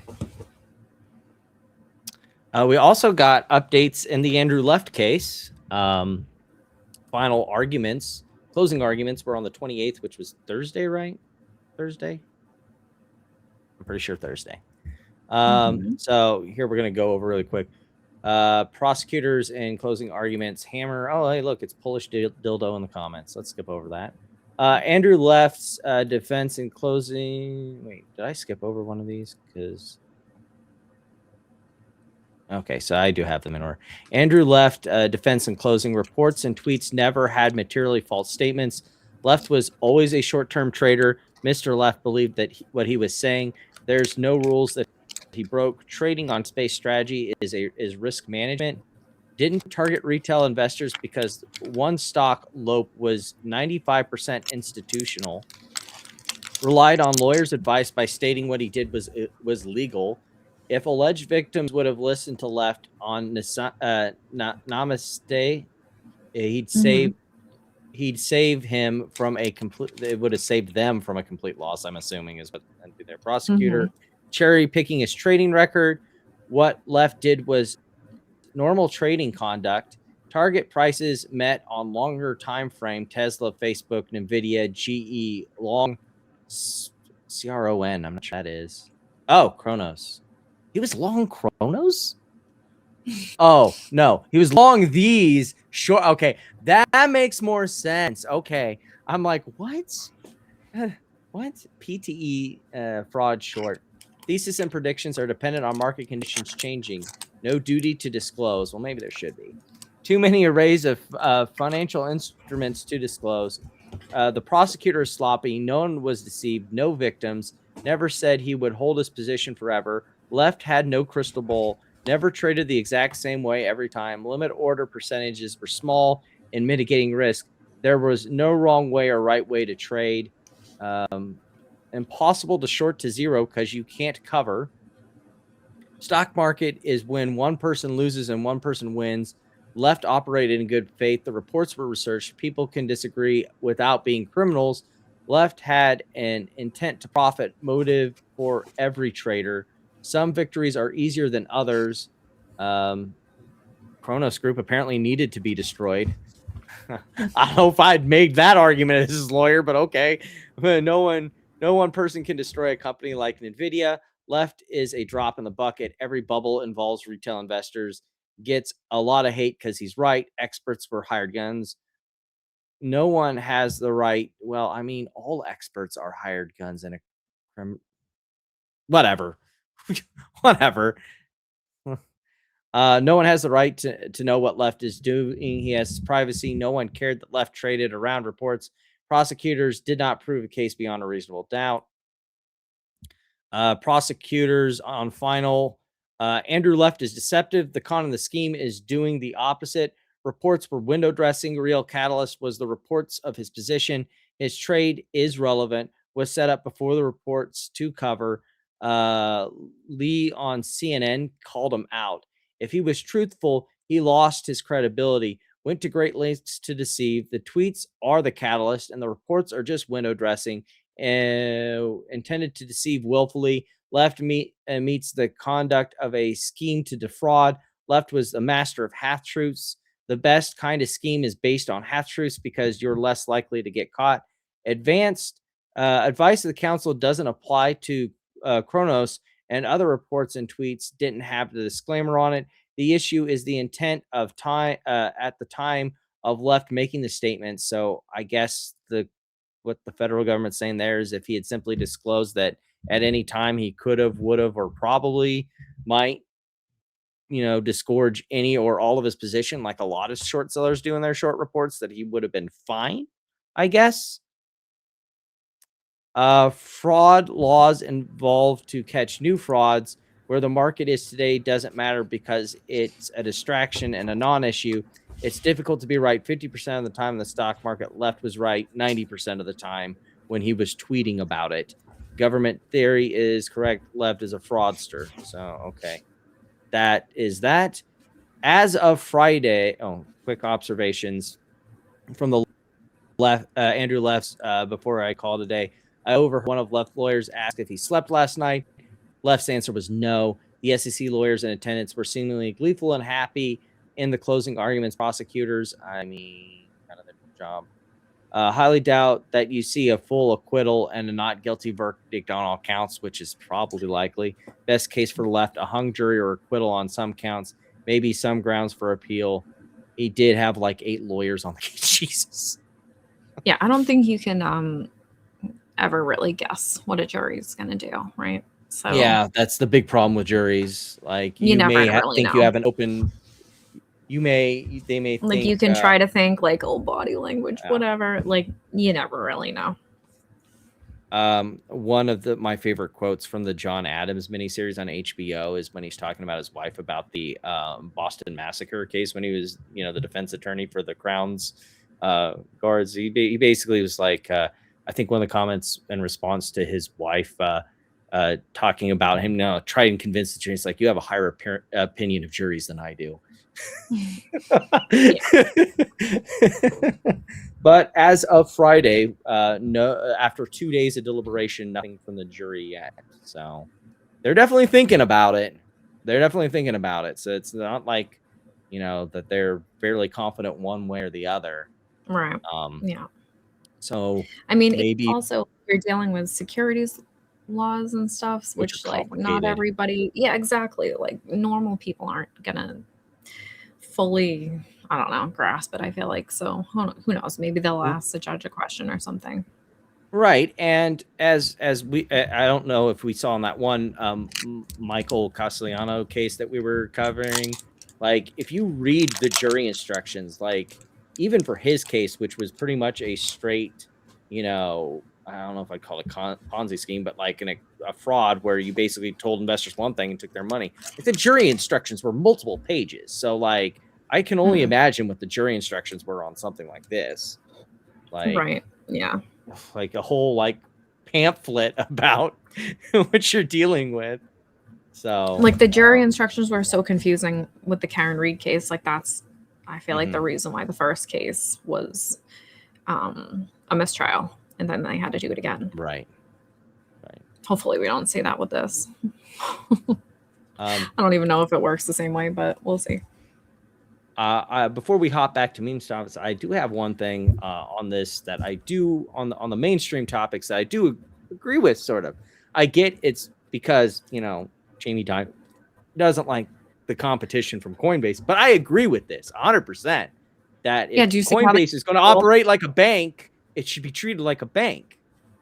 Yeah, where they get to do what is like perpetual futures or whatever for like Bitcoin and stuff, and they get to like send it off yield and having interest for loaning Bitcoin and stuff like that, and doing right. Yeah. So, like, I know. Well, the that rule that they a did do motive. is bullish for Coinbase. I can tell you that much. But do I agree with it? Not really. But it is bullish for Coinbase. Right. So back to the main stock side of things. Man, did you see this post by our good friend here, Boss Blunts? Well, basically, it starts with bar chart here saying if you invested 10,000 in AMC exactly 5 years ago, you'd have $26 left today. That's crazy. Yeah, that's some bad numbers. It's some really bad numbers.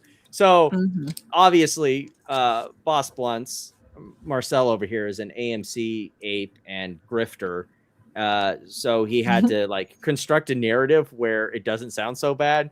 If you invested 10,000 in AMC exactly 2 months ago, you would have $16,842. A scenario that includes zero amount of apes right now. Except maybe Tony, I think, did buy some. Well, that was in the comments when someone posted. Like, I'm pretty sure it's in the comments here. Like, who's this applied to? It doesn't apply to anyone. Literally except for maybe one Tony. person. Good job, Tony. But then he has to like walk a scenario here that is somewhat closer to reality. If you purchased 5 years ago and used the opportunity to dollar, oh my God, why would you dollar cost average into a shitty fucking stock? Like magnifying your losses, and then you miss out on the opportunity cost loss. Should we get out the chart to see how much you missed out on by putting money in this instead of something like VTI or VOO? Like, yeah, VTI, do it. No, like, don't do it. Stop being an idiot.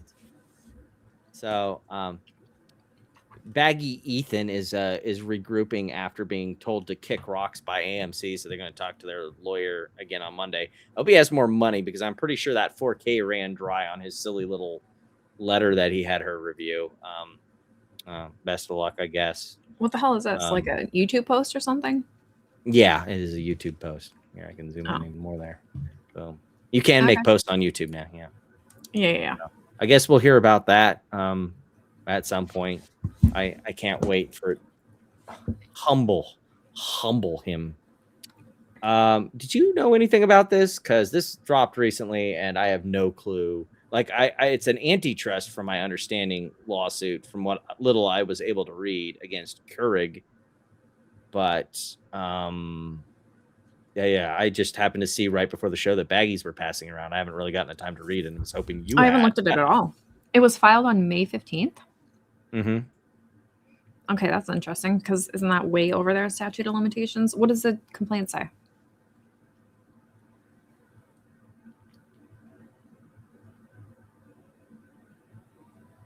This action is for damages against Keurig for violations of Section 1 and 2 of the Sherman Antitrust Act and Sections 3 and 4 of the Clayton Antitrust Act. Keurig has abused its market monopoly and power in both the compatible cup market. Okay. Yeah, the cups that you put into the machines. No, I know. Prior to filing for bankruptcy, Bed Bath & Beyond operated as the national retailer of home goods. purchased K-Cups directly So is from this like Keurig for the like employees or something that they were purchasing from the October K-Cups for? 2012 for Oh, sale for in its sale in the retail store. stores Okay. until March 2023. I don't know what the statute of limitation is on antitrust, so but yeah, this is an Interesting. antitrust case. Yeah, go Goldberg. I mean, he's killing it with the lawsuits. He's so good luck finding with all this sorts one. of new ways I would have never thought to like. Hell yeah, like he's working hard. 6th Street better be grateful. $1 billion worth of K-Cups. Wow. So that's where I'm thinking. Now we So know. let's get down here and see if we know how much DK they're butterfly asking cups.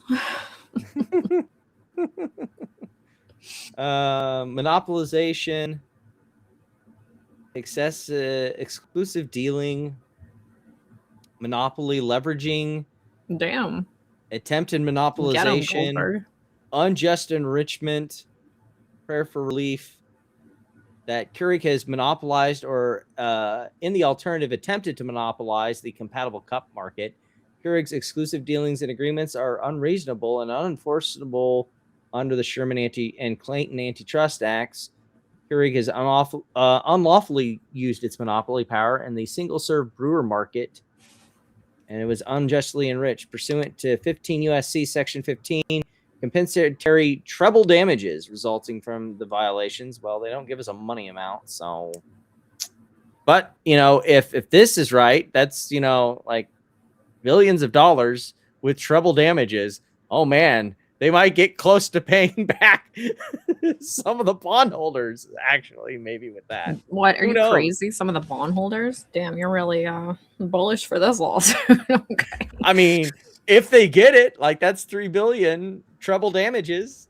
Yeah. I mean, they've been settling, whatever. Yeah, totally. They'll do it. It'll be great. It'll be amazing. Yes, I am indeed that new Wisha on Twitter.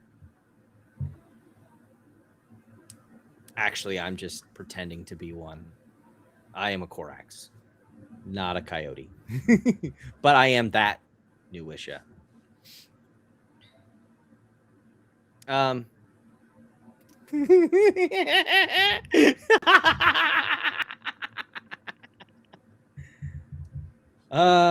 this is from a post I was blocked by.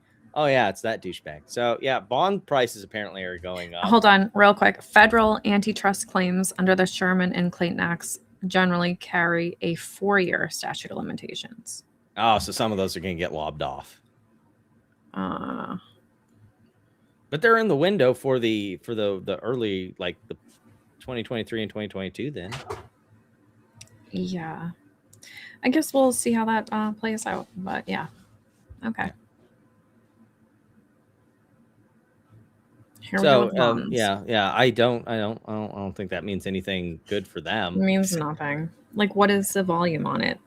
Does anyone know? Was it like 2? It doesn't show on here, so we have no volume, and I'm not really bothered to look it up, to be honest. Yeah, because we know it's just horse shit. Speaking of more horse shit, so is every real retailer that sold K-Cups suing? I mean, I feel like they should. I mean, maybe Especially they should. Sell for them, Mm-hmm. Look at Goldberg just setting a fire here. Yeah, maybe actually going places. More J2B. Oh no, you're gonna steal my stupid tweet of the week. Oh shit! Sorry, oopsies. That didn't happen. That's okay. No, we can go back. It's fine. It was actually the one before that. Look. Okay. I've got a whole shelf full of stupid tweets to help replace yours. It was good picking. It was quite this a stupid week. Yeah, there was a lot. As you can tell, the Fannie and Freddie people are just having the greatest time. It's How's a good the stock introduction. working out? Yeah, the stock's been drifting down. It's not been doing hot. However, they've been saying that now that Fannie and Freddie are in Robinhood, bullish days ahead for us all. Remember the days when baggies really hated Robinhood? Dude, Well, okay. So first of all, the PDT rule going away is bullish for Robinhood. Oh yeah, absolutely. Like big time, and that's going to happen on Thursday is when that goes away. But yeah, I mean, I feel like Robinhood being a part of the Trump account is bullish for Robinhood. I have no idea what it has to do with Fannie and Freddie though. Yeah, that's a great question. I don't know either. I really don't know. Okay. Just because they're on Robinhood, that's it? That's the connection here? Really? Yeah, I think so. That must my mean that God. they're coming out of conservatorship, obviously. Oh boy. That's what's going on here. Is Cohen off the hook with the new company? No. No. I don't think so. No. I would say absolutely not. No. I hope can't. not. He's super kinds of fucked. This one I thought was interesting. It's got kind of a rabbit hole to it. First of all, this article in and of itself is a good read because it kind of dives into the whole nest egg of Trump and his friends profiteering from DJT. Great read. What is, however, buried in there is all the way at the bottom of this article, some baggies latched on to a bankruptcy lawsuit that one of the companies that was short DJT, basically, in case you don't know what Chapter 15 is, it's for companies that operate in multiple countries that are a foreign entity. If there's certain bankruptcy things that need to happen, Chapter 15 is where all of that kind of goes. For foreign entities in the U.S. It's supposed to help make the bankruptcy process easier when you're like this multinational company and you're not based in the U.S. But basically, they're getting discovered and a bunch of things are going on because where is it? I know I downloaded it. The Declaration of Martin Trout. Not Trout, Trot. Sorry, getting my names mixed up here. But he used the magic words. Do you know what the magic word was? Naked shorting? Yes, he did use the naked shorting thing. But if you actually read the document here, they have a different definition of naked shorting that is clearly being used. Because guess who's suing them? No idea. The brokers. Okay. The brokers are trying to get back money. So what's your thoughts on what they mean by naked short? I have no idea. Maybe they weren't naked short in the like SEC legal sense, which would make sense because there's been no SEC filings or anything about this. But they were naked short in the same way that you can sell naked calls, i.e. they were not sufficiently collateralized to handle their position. And so when it's like a margin call? More or less, yeah. Okay. But instead of like so it'd be more like oh God, what's the guy who basically got caught with his pants around his ankles being super long and then got because he was Bill Huang. Bill with Huang. Viacom. Think of that, except the short side of that, where they basically probably told the broker they had collateral or they didn't. Like they were just like blowing swaps? in the wind. Well, not necessarily maybe swaps, but like, you weren't sufficiently collateralized. Like say, I want to short on my broker Fidelity, right? And they look at how much, cash or other assets I have as collateral. Well, what if I didn't have that collateral there and I just started shorting things? I have a locate.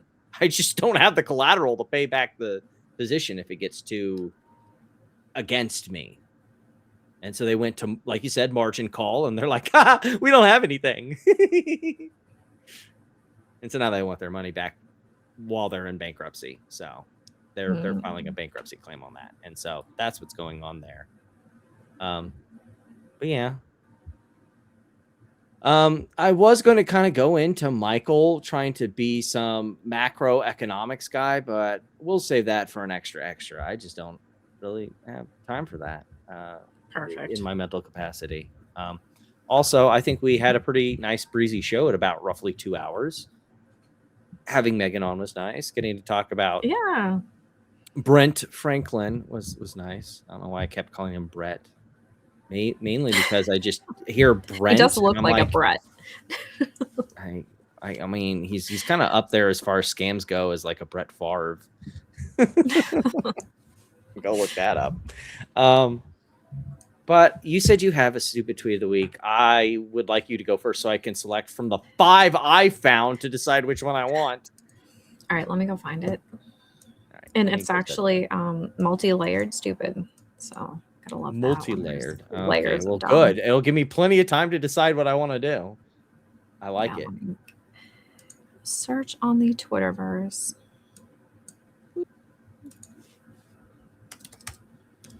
Also, give me time to set up the poll here if YouTube will let me.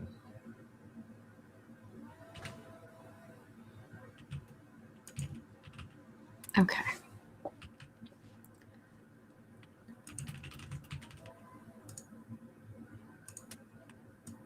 I think we also have a guest session, so.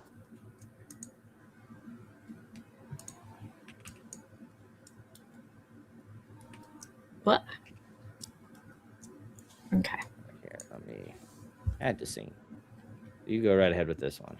All right. So we have this lovely post where she's okay. So the post before this, oh, there it is. You know, I was just reading through some old SEC filings and came across something that really stood out. Yada, yada, yada. So he's talking about the bond hold. Okay. So this is why it's double layer stupid is number one. It's so fucking dumb because he's talking about something that happened in 2022. Okay. He's always way behind the 8 ball when it comes to things like this. Well, I mean, it's on purpose because if he were talking Right. about the docket in real time, it looks really bad, right? But I guess like one layer of dumb is the fact that he doesn't know what the tacking rule is for Rule 144. So what he's talking about here is he's trying to say that they had restricted shares, so they had to hold them for 6 months, right? And he's talking about Rule 506C, which that would be to register the shares. They're exempt from registration, so that's how the shares were created. That doesn't mean that they couldn't sell them right away. So literally, yes, you got dumped on immediately because of the Rule 144 tacking, where it tacks on to when the bonds were created in the first place. So that's the first layer of dumb. And then the second layer of dumb is the fact that this dude's talking about 2022 when there is a docket from 2026 that he could absolutely be talking about. And he's just choosing not to because it obviously looks bad. That's our stupid. Yeah, that is pretty stupid. Not going to lie, that is pretty dumb. Now don't like do some Michael Saylor fucking. No, bullshit. that I only bring out that cringe every now and then. I actually loved the. Oh, it just wanted to play again for no reason there. Whoopsies. I really liked that you did it to me where like it was like the like PTSD face. What? Really funny. Oh, also we spent the last 30 minutes for Q&A. Anybody who wants to ask any questions, now's the time. That's not the one I wanted to show. What the heck? Can we? So here's our guest one. AMC box office history in the making. May 2026 is currently the biggest May box office in history and still has almost a full week left to run. As of May 25, 2026, the domestic box office is already smashed 780, let's call it 781 million with 111 releases. That's more than 130 million ahead of last year's May and a massive leap over previous year's records. The performance establishes May 2026 as the highest grossing May on record, surpassing all prior years in the data set. Let's go. Let's fact check that. Hey, no, Platinum, don't fact check it. do you see some discrepancies here? Oh dear. Oh no. So 2019 is more. 2015 even more than that. More. Oh shit. Yeah, it could get even worse if you adjust for inflation. Oopsies. I do not have cringe. Well, I do have cringe. I have Sovsit cringe. 100 miles per hour. Oh, for sure. Yeah, oh yeah. Yeah. It will trade in the open market. A market based on resolution will happen with settlement under constitutional law, not under foreign influence. And yes, the potential payout is in the trillion dollar range and not billions like most people believe. The forensic audit goes much deeper than the public understands. I will leave it at that. I love Snow Leopard's response here. I'll buy a virtual beer for anyone that can translate this into English. I mean, yeah. Sorry, but impossible. Larry's stupid ass AI post and demanding a 20% discount. Sure, but that's in reference to. I missed something. That's probably their submission for stupid tweet of the week, I'm guessing. I don't even know. Yeah, I missed that one. So Anthony, while the votes it is your time for questions. Yeah, that was requested earlier. Oh, I think I know what it is. Were you watching back during the Megan section and just now getting? Maybe that's what happened because we had the whole chop up and everything there. Maybe that's what the question section's about because that doesn't make. Well, for any of the brave press in the back want to ask any questions, now's your time. we sectioned out 30 minutes for it. That's right. 29 left. Any question? Any question? People. No question. All right. So while we're waiting for the votes. Oh, his recent tweet. Yep. Recent tweet. I don't follow Larry. In fact, I'm probably blocked. So I do follow. I was blocked because he got hacked and then his hacker blocked me, but then he unblocked me. Interesting. So while we're waiting for votes to come in, we'll oh, that's right. Double layer stupid. People, I need 2 votes, at least 2. Give them to me. Any fun stock stuff that you've been keeping an eye on? Anything interesting? I mean, just Shitco Summer has really started off with a huge bang. Gotta love it. I know. We have the SpaceX IPO coming soon. We have, NASDAQ rules changed. We have all these rules changed so that it has to be, the Shitco has to be forced into people's 401ks, which I do not agree with whatsoever. But if it's going to happen, I'm going to try to make some money off of it. That's all I know. Yeah. I'm going to wait for the whole run up and then, shorting that 15 days after it IPOs. No. Careful shorting it because 15 days after the IPO is when the indexes have to start buying it. Right. You wait for that and then you wait for Musk and all his cronies. 6 months they have to wait 6 months to unload. So do whatever. That's when I'm going to protect my portfolio with a good, nice puts. Yeah. But in 6 months, I wouldn't be long after 6 months is what I'm thinking. There's been a lot of things that have been changing like that. Like I had some of it scheduled, but I decided not to do it tonight. But there was they changed the price target to lower the what they're targeting for in the IPO, and they changed everything. Yeah, they changed the percentage of the float that's available. They changed.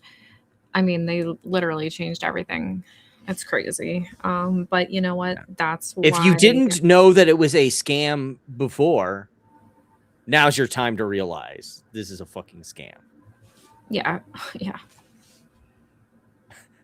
So Lana Summer. Look, the last time we had last week, he was in his skivvies. So I've been kind of peeking over, and every time I see the crazy going on over there, I'm like, yeah, no, Gorilla Meat can stick with dealing with that. I'm good. I'm full of his antics and shenanigans. Yeah, there's this really hilarious drama that's going on with the Bed Bath and Beyond community and this buddy coin shit. I don't know. I just found out about it like yesterday, and I don't know what the fuck's going on. Yeah. So Platinum, you do win tonight. Hell yeah. Thank you. Yeah. Well deserved, I think. Yeah. I think only thing I really have to say about stock stuff is it's a wild market out there. There's just so much going on. It's hard to like my Money to best be made. position, All-time highs every day. all-time highs, and also the market's doing a lot of. So plenty of ways to make money both ways with all the gamesmanship that's going on out of the Trump administration and all that shit. Yeah. I enjoy and also on some days absolutely hate my Qualcomm position, but it's been doing great. You can't complain when you're up 65%. For sure. So, well, I guess we'll leave it at that, and we'll see. Yeah, next week should be crazy, I next think, week. with Thursday especially, when Robinhood and Schwab and all these, they're already ready. The brokers are New ready. They already baggies to said be they're created. ready. You're gonna be able to trade unlimited. It's like ding ding ding ding ding. You're just gonna be able to keep it going. So that should be exciting.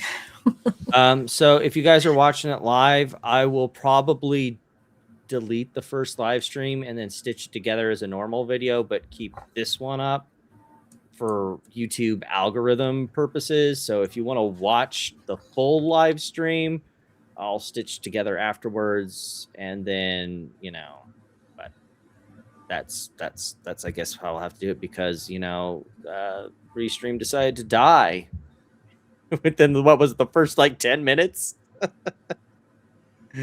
So all right, you all have a great evening, and we'll catch you next time.